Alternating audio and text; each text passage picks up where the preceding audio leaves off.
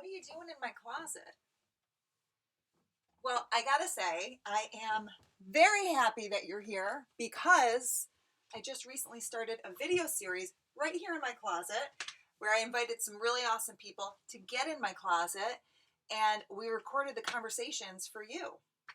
So the hope is that you leave each conversation feeling something that you need, feeling relieved or supported or inspired or hopeful, and that you leave what you don't need, which is boredom or stress, anxiety, feeling really alone, because these are super trying times and we are all doing the best we can to get by the best way we can.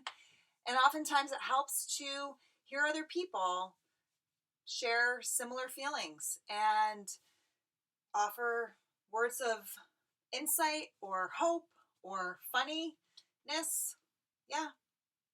So all the conversations, like I said, are of people in our community. And if you are not in the 315 area code, hopefully you watch these conversations and leave with maybe feeling more inspired to start doing a video series with people in your own community and sharing it so that we can all feel a little bit more united wherever we are in our pocket of the world. So first up is my dear friend, Kristy Caruso. Kristy and I have been friends for 30 years. She is a fantastic meditation and yoga instructor. I mean, she loves Dalai Lama and Howard Stern equally. You can't go wrong there. You really can't. So sit on in my conversation with Kristy Caruso on how to start a meditation practice, maintain a meditation practice, but just how the power of a few breaths, a few moments to yourself, whether it's in your closet or in your car or in your bathroom or under your bed. I mean, come on. Desperate times, desperate measures. So enjoy my conversation with Kristy Caruso, and I hope to see you back in my closet. And we're going to dive right in so that you can get some insight into how you can incorporate meditation or even non-traditional meditation, right, Crest, if there's such a thing. Sure. I don't know if it's true. I don't even know if I just made that up, but we're trying to hit like people who may be already practicing or maybe wanting to practice but are kind of scared for a number of reasons, or people who are totally at the other extreme of the spectrum and they're just like, meditation's a waste of time. It's for like patchouli farting hippies. I don't want to deal. You know what I mean? So there's a spectrum, yeah. There's a major spectrum. So speak to that. We'll kick things off, right? Get right to the meat of it. I mean, I surround myself with a lot of people who don't perceive meditation as a weird, wonky thing to do. And so I feel a certain level of like acceptance and support for it as, you know, a valuable thing to incorporate into your life. But I also talk to lots of people that Crest, I'm sorry. Straight up. My kids are screaming for me. Hold on one second. Oh.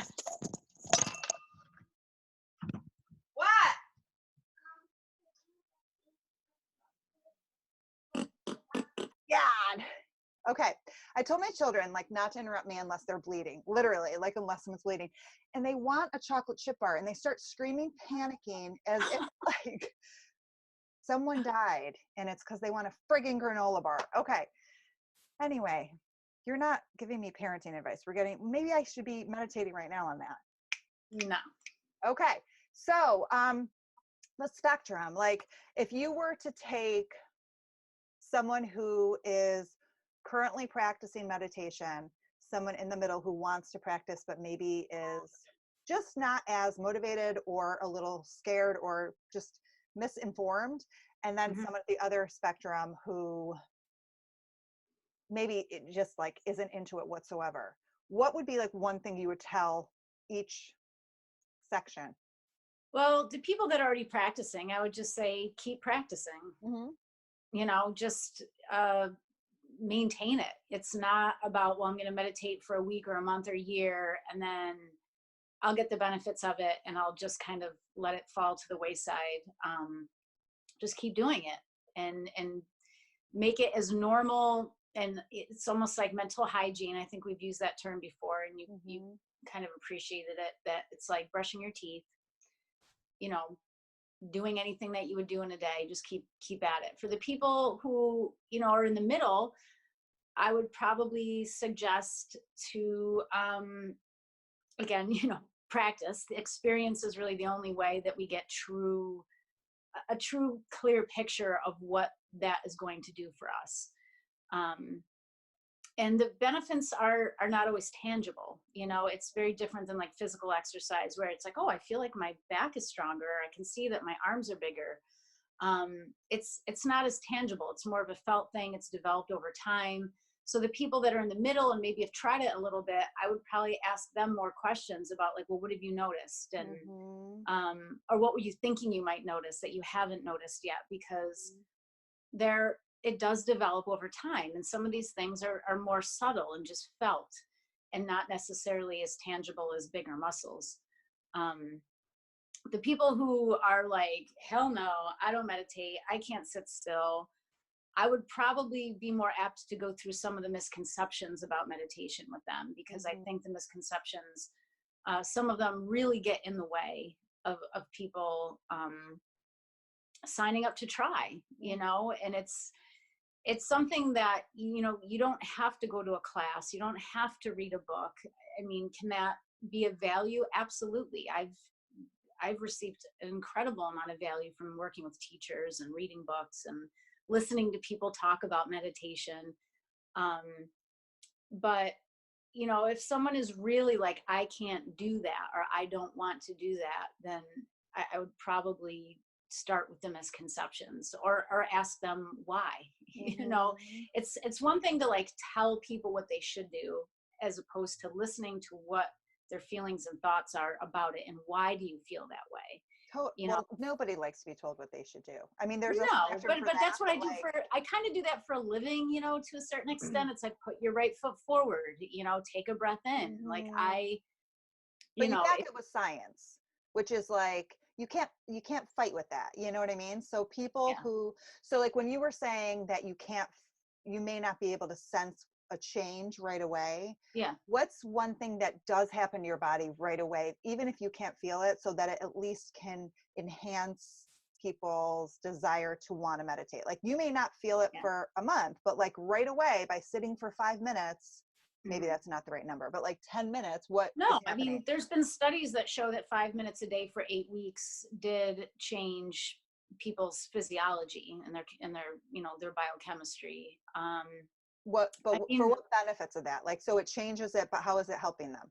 So, you know, lowering of blood pressure is one of the biggest ones, and that may not be something that you can feel. You know, if you've got elevated blood pressure, you may not be able to feel all day long, like, oh, I have high blood pressure, but then perhaps you commit to a meditation program for a certain amount of time. When I say program, it's just like, I'm going to sit every day for 5 or 10 minutes.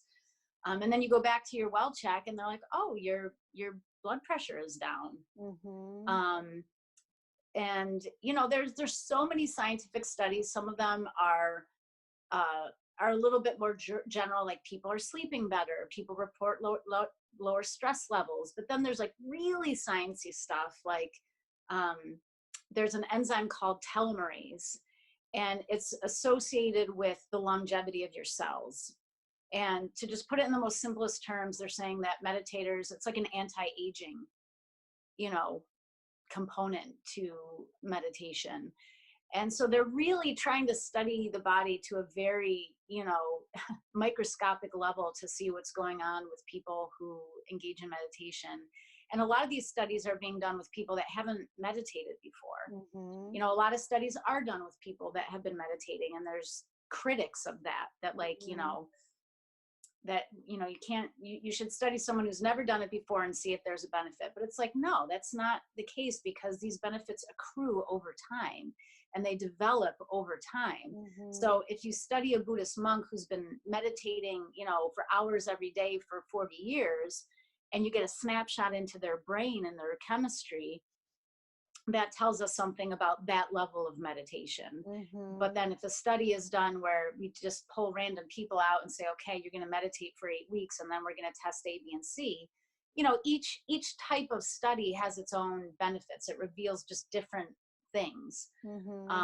But it really, I think it's so intangible to the point where people expect that there's going to be these huge changes. And I've even read books by people who claim these huge changes on how you show up at work and how you are with your relationships. And it's like, okay, if that happens, that's great. But I don't think that that's how we should be selling meditation, that you're going to like wake up with rainbows coming out of your ass, Because then you have those expectations. And then if you don't meet those, you're automatically feeling like you're not doing it right, or you're not good enough to do it. Like I knew it. I couldn't do it. I knew I couldn't sit still. Yeah.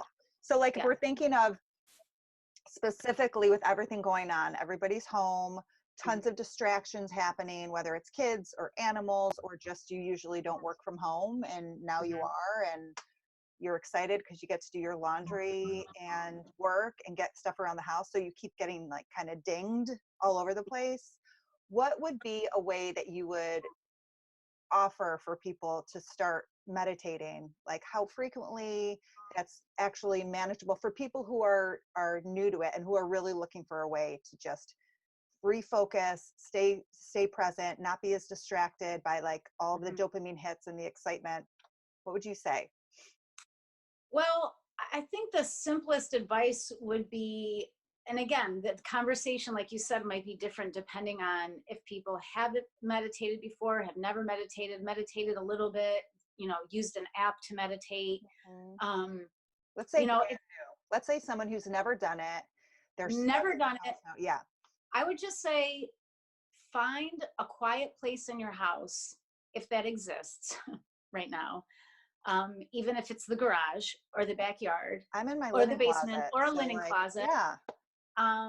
Your mind doesn't care what your external dimensions look like. And that's the whole point, is that we're stepping away lovingly from our external dimensions. And through this event that we're all living through right now, those external dimensions have been whittled down to something very, very small. And so what are we left with? We're left with ourselves, and maybe the relationship of the people we have in our homes. And, people are still working, whether it's working from home or, everyone's experiencing a different version of what's happening right now. But I think that everyone, whether they're home all day, in and out, with or without people, take 5 minutes to get comfortable and to just close your eyes and sit and observe yourself. That's all. Just observe yourself without judgment. So are you saying like a body scan? Or am I kind of like a body scan? Like just well, I mean, that can absolutely be a part of it, that instead of thinking about something, you're just feeling your toes. Or instead of thinking about something or trying to solve a problem, you're just watching your belly move with your breath. You're just observing. And the mind is, it's very hard for the mind to stay put in any one place, because the nature of the mind is to move.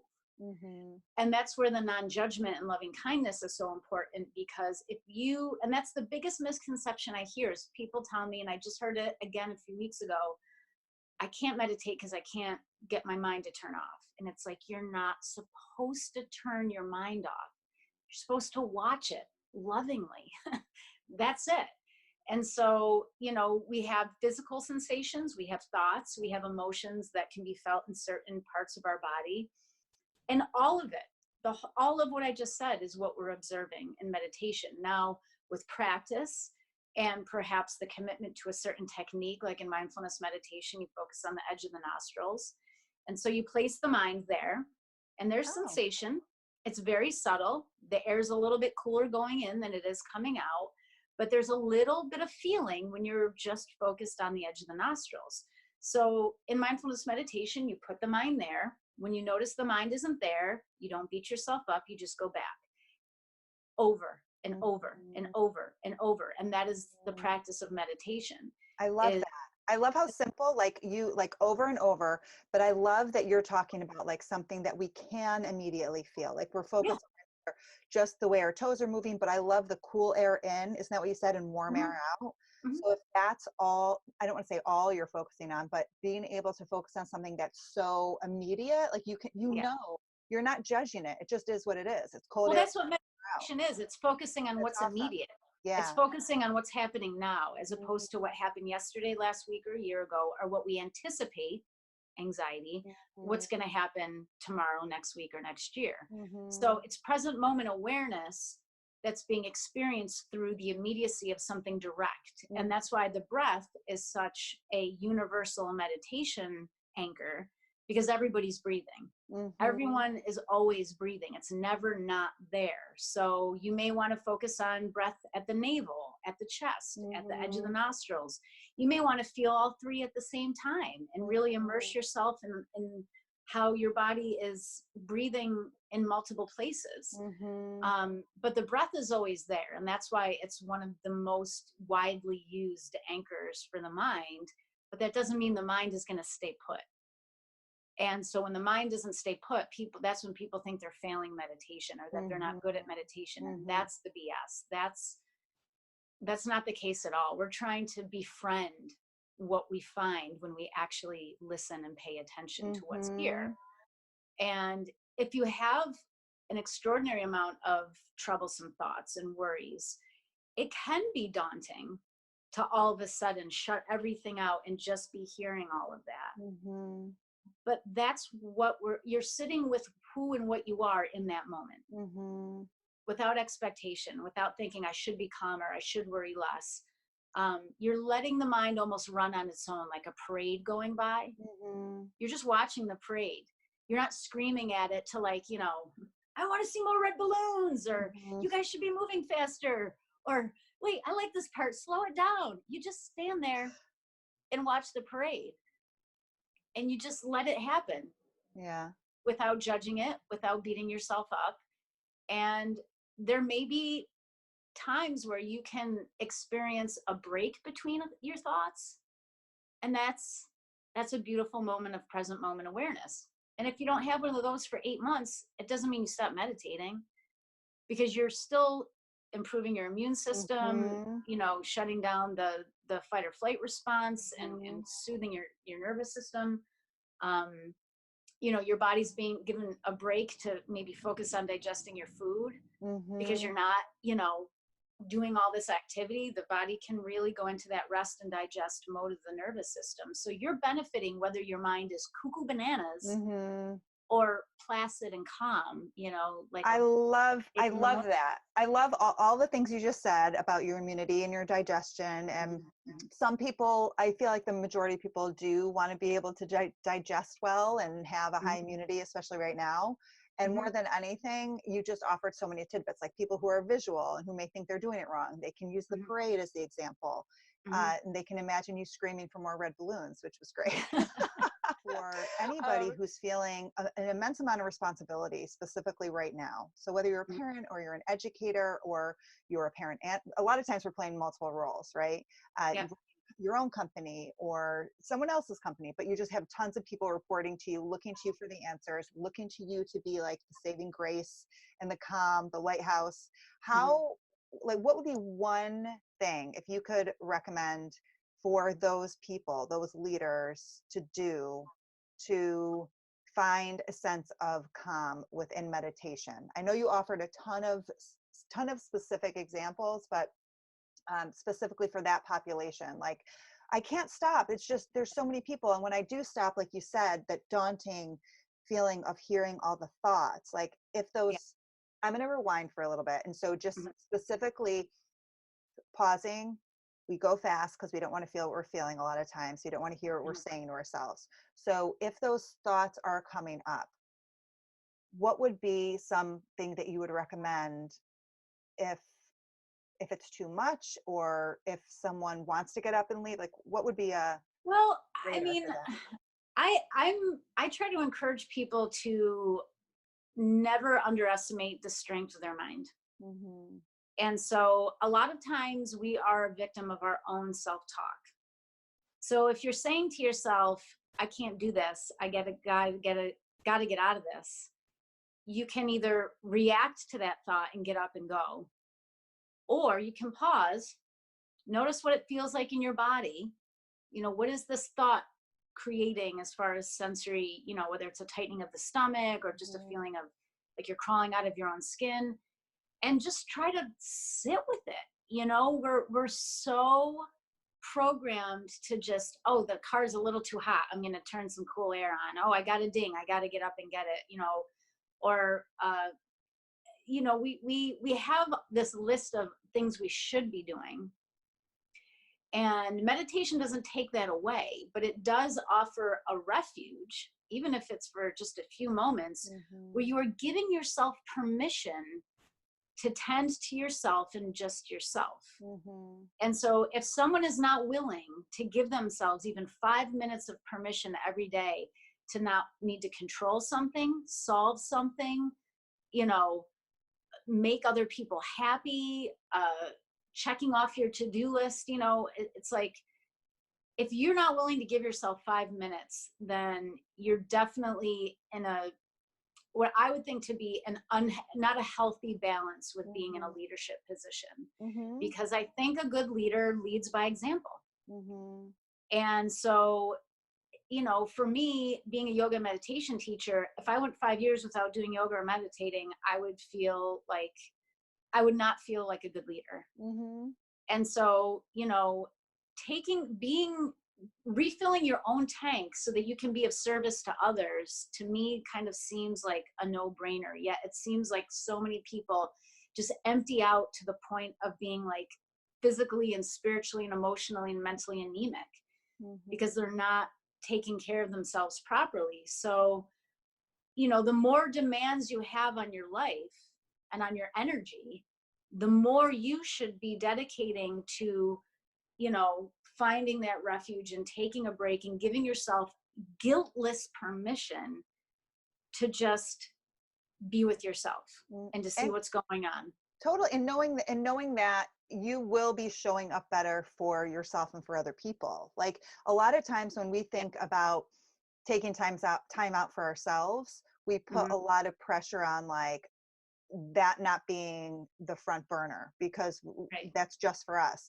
But if we go into something knowing that it benefits others as well, people will more likely do it, right? So it's same thing with exercising. That's the idea, is that, you know, we're an ecosystem, and your energy affects my energy, and everyone's energy affects everyone's energy. So I kind of like to talk to people from the perspective of accountability. Like, what are you bringing to every situation and every engagement and every conversation? And, you know, what you give out matters to other people. So especially now more than ever, if you operate from the perspective of interdependence and interconnectedness, then I think you are more likely to take care of yourself with the idea that you will then be of better service to others. Because service to others, I think, is a huge piece of spiritual health and mental health. You know, just feeling like you have a purpose, that you're doing good, that you're contributing, that you're giving of yourself in a selfless way. That, you know, if you can look at it like that, like, okay, I have this huge to-do list and all these demands because I'm helping people and it matters to me and it means something to me. So because this means something to me, I want to show up my best. And maybe that means sitting for 5 minutes without being busy, you know, just slowing the momentum down and letting the waters calm a little bit. And then when you return back to life, it doesn't mean, you know, you're going to just be floating on clouds when you get out of meditation, but you've at least stepped off the hamster wheel long enough to just at least feel where you are. Because when you get too busy, I think that comes with a numbing quality where you're just so caught up in everything that you're never really feeling anything completely. Or you're feeling things and you're discarding them because you don't want to deal with it. You know, if you have a relationship with someone and every time you talk to them, your stomach is like turning. If you don't make note of that and like recognize like, well, what is that? And why do I feel that way? And what am I a part, like, you know, there's just so much that we can give that's positive. I think if we're coming from the right space, energy, And I think meditation helps people to get into a better space of being clear, being strong, being steady, and not just reacting to everything all the time. But you may not notice that after, again, these things accrue with time. They develop. So I'm So still be working. patient. Yeah, and it's a constant practice. Oh, totally. God, I've had so many times where I've come home from like a yoga class or a meditation thing, and I like snap at someone and they're like, wow, your practice really helped you tonight. Let me guess who that would be. Like, maybe you should go back to yoga class, It's like, listen, I'm a work in progress. We all are. But I can't imagine having people looking to me to like, okay, help me feel better right now. And I'm not practicing it myself. So I think every leader don't be a hypocrite. Have integrity. Be credible. Listen, I am very hypocritical. I am like the most unpure yogi on the planet. But as far as tending to myself and being willing to like understand myself so that I can be a better service to others, I don't think I slack on that. It's amazing. And I want to ask you, just like, if I can, just when you were talking about meditating. So when we're talking about meditating, I'm envisioning like traditional sitting. Now it doesn't have to be cross-legged, but like sitting in a chair. So what are your thoughts on if someone's feeling like I need to move, I'm a mover, what do you feel about walking meditations? Do they have the same impact? I have very little experience with walking meditation. I do have some, and it's very different than seated meditation. But it's lovely. And one of the meditation classes I started going to in the fall, there's a woman who's got some sort of back or hip issue, and she cannot sit for the hour and 15 minutes in these crappy folded chairs that they have for us to sit in. So she paces the whole time. She just walks slowly the whole time. And it's like, hey, that works for you. By all means, it's almost like in yoga, like you can feel what's happening, whether you're laying flat on the floor or standing on your head. It's just about what is happening now. Not like, is it big enough? Is it great enough? Is it intense enough? It's just what is happening right now. So I tell people, and there's probably teachers that would disagree, get comfortable. If that means laying down with a pillow under your head, lay down with a pillow under your head. If it means sitting in a chair where your back is supported, great. If you are capable of sitting on the floor, legs crossed, spine tall, go for it. But this idea that it has to be one thing gets in the way, I think, too much. Because again, it's like, is this right? Is it wrong? It's like, how about it just is? So if I'm hearing you, it's like, instead of focusing, am I doing it right or wrong? Choose walking, choose sitting, choose laying, choose being comfortable, and simply choose to just do it for 5 minutes instead of getting too in your head about how I'm going to do it and how I'm going to set it up. Just do it. So if walking is coming to you first, just walk. If sitting's coming to you first, just sit, right? Yeah. Okay. Yeah, and it can also change. There's days where I sit with my spine unsupported and days where I don't. And I kind of just ask myself, like, where am I at right now? And I don't know. To me, it's if you're interested in a very formal, attached to a lineage type of meditation, I have no problem with that whatsoever. I myself have just experienced multiple different styles of meditation. I've been trained in transcendental meditation, mindfulness meditation. And to me, it's kind of like my yoga practice. It's just a hybrid that works for me. And if there's someone out there that wants to tell me I'm doing it wrong, I'm probably just not going to listen to them. Because you trust yourself, right? Yeah, so I do. I do trust myself. And I also have just heard enough people that I admire and respect to say that we're getting kind of caught up in the details, and it's just going to make people less likely to want to try. Oh, and more work, more responsibility, more perfectionism. Like perfectionism is a big, huge, especially for, I think a lot of people in a leadership role have perfectionist tendencies. And so if you can have something that feels more fluid, more flexible, unstructured in a way, like there's structure, but it's a little unstructured because it's not like this totally confined. It's just less less bound. And that might help you with your perfectionist tendencies when you're not meditating. You might start to realize, like, all right, these are the things I really want to keep a tight, grip on. And then these are the things that I can be a little bit more relaxed about. So yeah, I don't really give very strict instructions for meditation, and I'll probably stick with that. I love that. And I'm hearing such a heavy, like, focus too, without you really saying it, is that inevitably you end up becoming so much more in tune with your body that you can listen to it and you hear it more and you actually pay attention to it more. So the knot in your stomach when you're talking to a specific person, which you might have passed over, you may actually start gaining, maybe this is a big, bold thought, but like you may actually gain the courage to be like, I'm going to be curious about this a little bit and I'm going to hold myself accountable to it, but maybe you'll face conversations that you wouldn't have wanted to face before, or make changes that you wouldn't have thought about making before. Well, and I think that this event that we're going through right now is fertile ground for people to finally face themselves in ways that maybe they've been too busy to do. And I think that's one of the many silver linings that I've been observing in the last couple weeks, that, even if you're not formally meditating, you're clearly spending more, a lot of people just have more time to notice what is going on right now, instead of being perpetually caught in the momentum of what they have to do next. And people have the opportunity sometimes to say, well, what do I want to do right now? And that's pretty novel to our society, for people to say, what do I want to do right now? I think this is a great opportunity for people to look within themselves. And if you are part of the population that has more time right now, 5 minutes a day, it's like, think of the shit we watch online. I've already watched, people have sent me 3 or 4 different videos today of varying lengths. And I'm like, like, there's 7 minutes, there's 8 minutes, there's 14 minutes. Like, just turn it off, sit, close your eyes, and notice and feel without judgment, and with no expectations.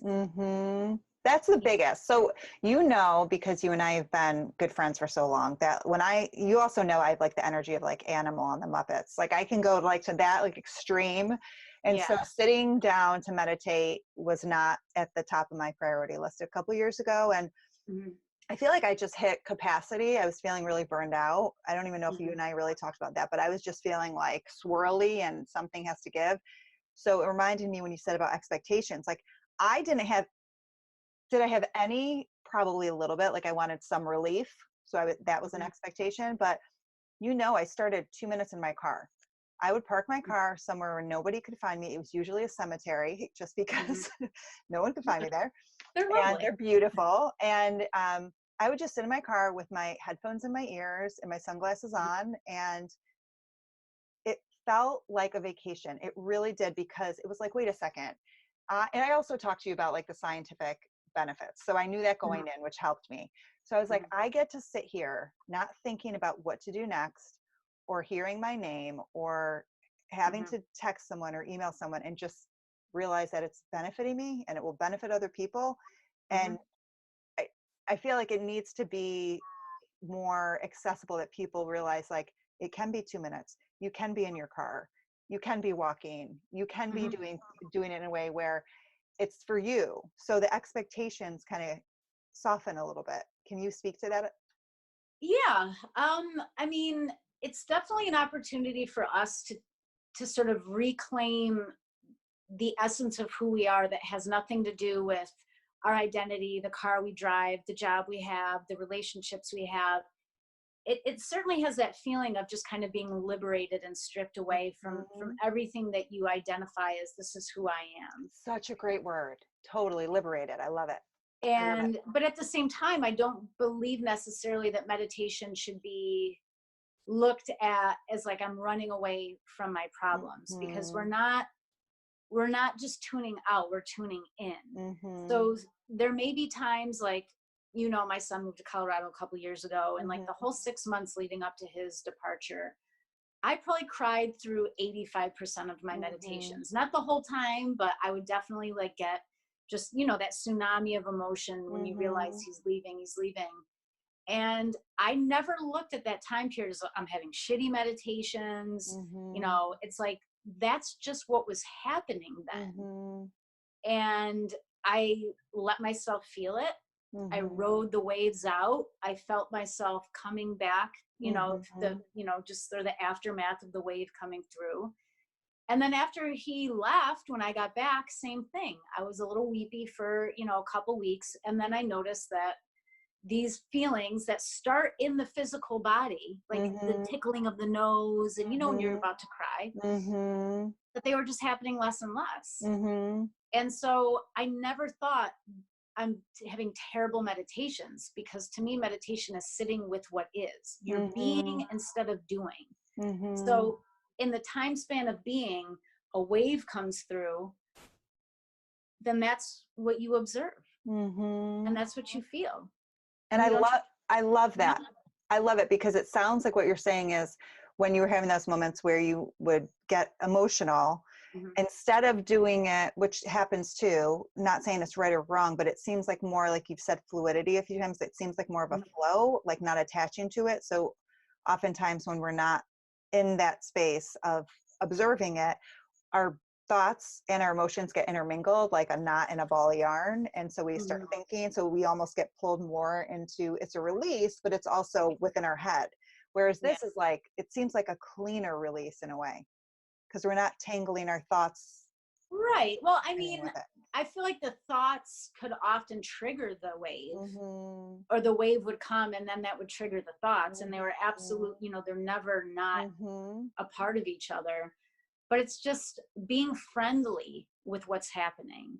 Because again, as I said earlier, I think we're often our own worst enemies, that our limits are only the limits we place on ourselves most of the time. And that through meditation, I think I have become more comfortable with the nature of my own mind.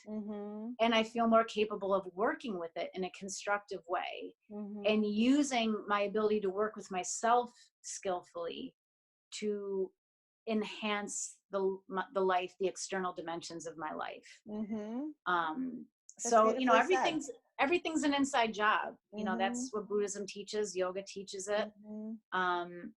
So if everything starts from the inside, if you never go inside, then what? Then you're living at the effect of life. You're just being the cause of it. All your external pulls and pushes. And so now is a better time than ever. If you've got extra time and, a quiet space, even if it's not that quiet, I think I'm hoping that people emerge from this event with a greater appreciation of their own inner world, and that people have the resources that maybe they didn't think they had, because they never even really bothered to look and see like what's there and what's happening. How am I dealing with this? So yeah, maybe there'll be a surge of meditation that comes out of Coronaville. I think that would be like the best next day next to your birthday, if that happened. If that was like on the news that there was a surge of meditation, I will definitely be sending you that headline without a doubt. But you're never going to know that it's time to course correct if you're never checking in with yourself. So I'm hearing big time conscious over autopilot, like full on. Absolutely. Be a conscious leader instead of just swept away by the momentum of your to-do list and what is expected of you. And I admire the shit out of people who have tremendous amount of responsibility and that are juggling all these things. But we never really know with those people what's going on inside of them. So that's kind of, not a huge fan of Facebook and social media and stuff, because it's like, we can paint any picture with a picture, but how is that person? Why not have the two line up, right? So like, why not what you're showing and presenting to the world be also what is you're feeling inside? Yeah. And it may be for a lot of people. Yeah, for sure. For a lot of people, but I think if people are looking at you, watching you, depending on you, relying on you, you have to take responsibility for your own inner world, because it Mhm. will, that your inner world will project out, Mm-hmm. because that's how it works. So what are you Fool me projecting? once on April Fool's Day, you know what I mean? Like, don't be a Have you fool. pranked anybody today? I I feel like I did. dropped the ball. I told Veronica I ate all the waffles and she started crying. And then I was like, April Fools. I went light. I have little kids. I can't go too intense. I was gonna I saran know. wrap the toilet. I feel like I Oldie just but dropped the goodie. ball. Like, I need to maybe come up with something to do by the end of the day to fool one of the Oh, you know people. what my sister did? You totally can do this. She covered Brussels sprouts with chocolate, put them on a stick like it was a cake pop, and gave them to everybody. And then everybody almost puked, except for me, because I knew about it. That's Brilliant. pretty great. Yeah, that's pretty brilliant. All right. Well, I appreciate that idea. I think that's going to be part of my my leadership skills for the Hey, rest listen, of the day. Put to lead trying by to example. And we all know that humor is like big time in both of our lives. So we need to always like infuse the funny, you know, as much as possible. So definitely. So just to end things, thank you so much. This was so awesome. So all the leaders out there, hope you got like little tidbits of information that you can incorporate into your life. Remember, like 2 minutes, 3 minutes, couple breaths, cool in, warm out. That really resonated with me. The parade, all the little tidbits that Kristy said. If there's anything that you have insight about that you want to share that you took away from it, feel free to send me an email. Let me know. I will have all of that posted below. Kristy, where can people, you mentioned something about you're doing online classes. So can you just say briefly what those are and where people can find you? So I'm live streaming 2 classes a week right now, Tuesday night and Thursday morning, because that's what my schedule looked like a little bit before all this happened.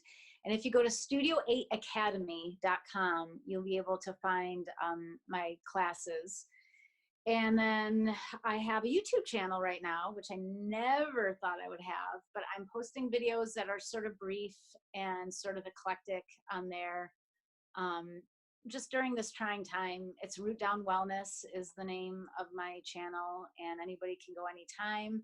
My website is rootdownwell.com, and usually that's where you'd see my class information, and clearly that's all on hold. But the live streaming is Studio 8 Academy, and then Root Down Wellness on YouTube is some free stuff.